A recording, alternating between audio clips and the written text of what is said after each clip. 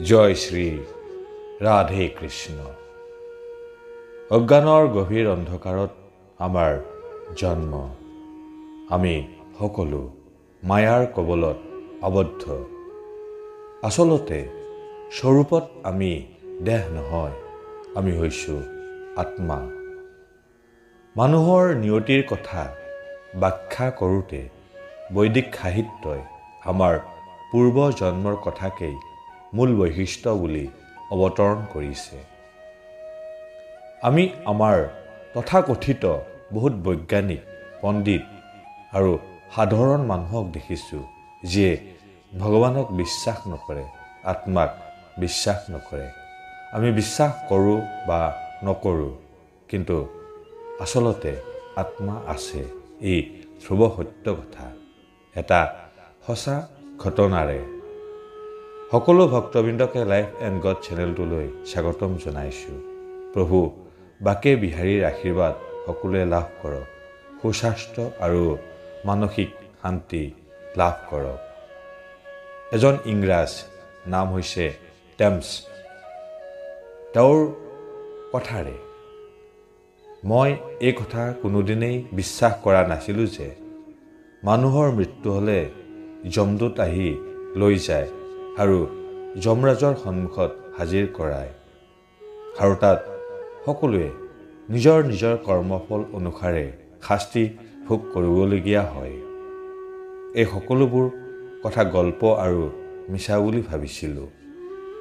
এইবোৰ কথাৰ ওপৰত মোৰ অলপো বিশ্বাস নাছিল, কিন্তু এদিন মই এই সকলোবোৰ বিশ্বাস কৰিবলৈ বাধ্য হৈছিলোঁ। কাৰণ এবাৰ মই কঠিন ৰোগত আক্ৰান্ত হৈ অসুস্থ হৈ পৰিছিলোঁ।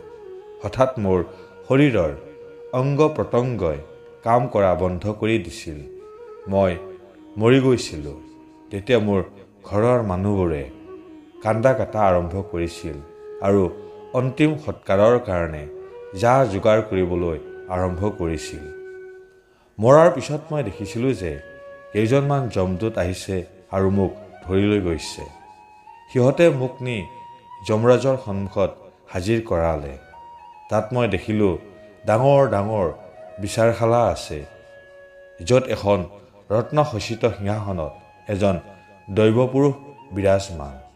তেখেতে মোক দেখি যমদূতসকলক ক'ব ধৰিলে, তোমালোকে কি কৰিলা?